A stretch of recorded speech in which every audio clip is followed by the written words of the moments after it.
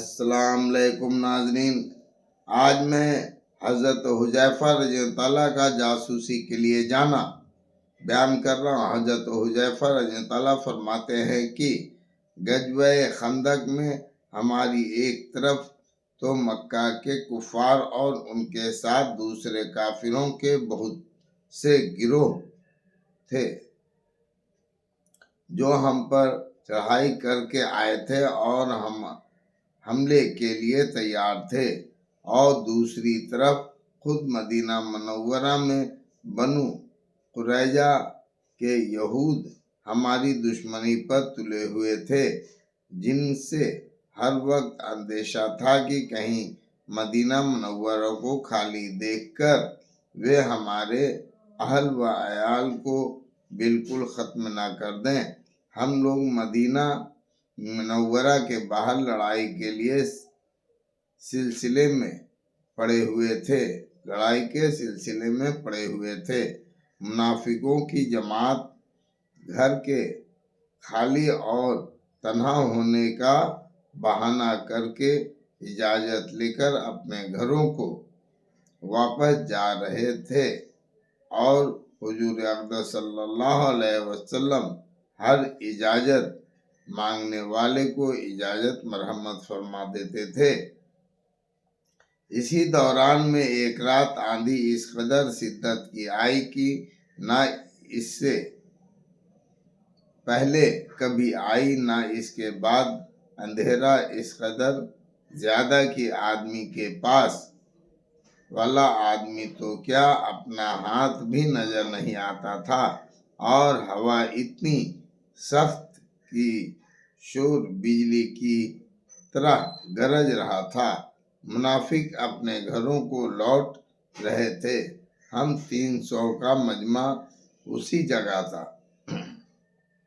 حضور اقدس صلی اللہ علیہ وسلم ایک ایک کا حال دریافت فرما رہے تھے، اور اسی آندھی میں ہر طرف تحقیقات فرما رہے تھے۔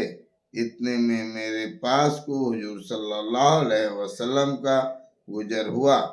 میرے پاس نہ تو دشمن سے بچاؤ کے واسطے کوئی ہتھیار، نہ سردی سے بچاؤ کے لیے کوئی کپڑا، صرف ایک چھوٹی سی چادر تھی جو اوڑھنے میں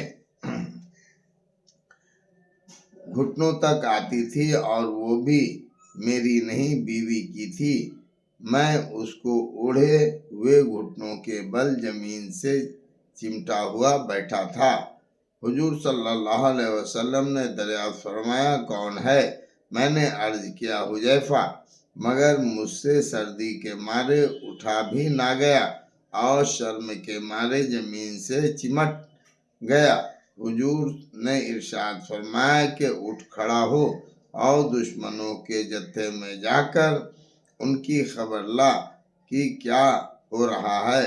میں اس وقت گھبراہٹ اور خوف اور سردی کی وجہ سے زیادہ خستہ حال تھا، مگر تعمیل ارشاد میں اٹھ کر فوراً چل دیا۔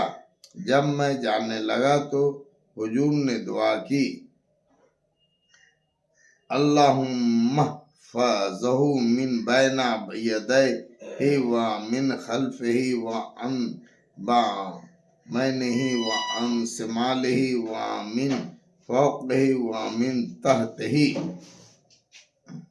یا اللہ، آپ اس کی حفاظت فرمائیں، سامنے سے اور پیچھے سے، دائیں سے اور بائیں سے، اوپر سے اور نیچے سے۔ حذیفہ رضی اللہ عنہ کہتے ہیں کہ حضور صلی اللہ علیہ وسلم کا یہ ارشاد فرمانا تھا، گویا مجھ سے خوف اور سردی بالکل ہی جاتی رہی، اور ہر قدم پر یہ معلوم ہوتا تھا گویا گرمی میں چل رہا ہوں۔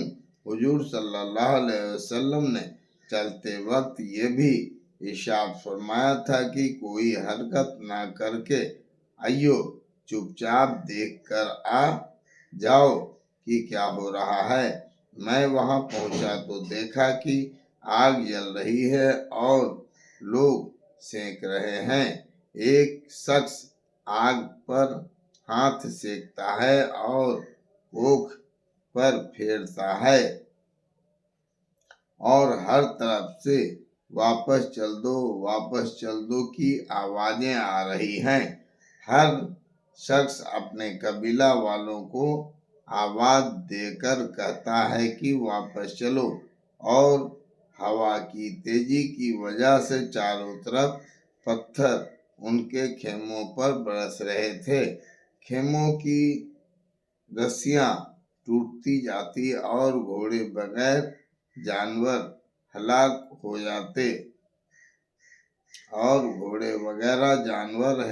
ہو رہے تھے۔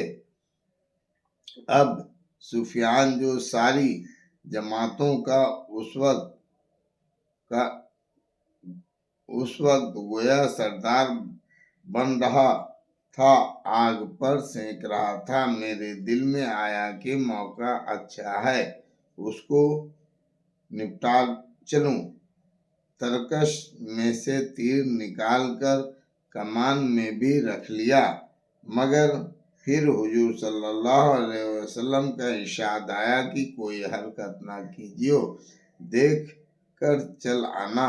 اس لیے میں نے تیر کو ترکش میں رکھ دیا۔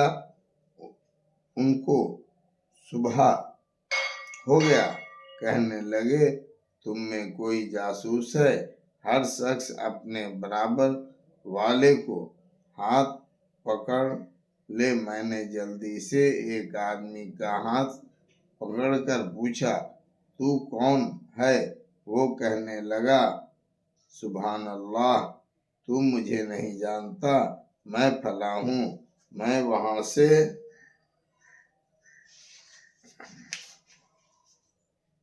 واپس آیا، اب آدھے راستے پر تھا تو تقریباً 20 سوار عمامہ باندھے ہوئے مجھے ملے۔ انہوں نے کہا، اپنے آقا سے کہہ دینا کہ اللہ نے دشمنوں کا انتظام کر دیا، بے فکر رہیں۔ میں واپس پہنچا تو حضور صلی اللہ علیہ وسلم نے ایک چھوٹی سی چادر اوڑھے نماز پڑھ رہے تھے۔ یہ ہمیشہ کی عادت شریفہ تھی کہ جب کوئی گھبراہٹ کی بات پیش آتی تو حضور صلی اللہ علیہ وسلم نماز کی طرف متوجہ ہو جایا کرتے تھے۔ نماز سے فراغت پر میں نے کہا، میں نے وہاں کا جو منظر دیکھا تھا عرض کر دیا۔ جاسوس کا قصہ سن کر دندان مبارک چمکنے لگے۔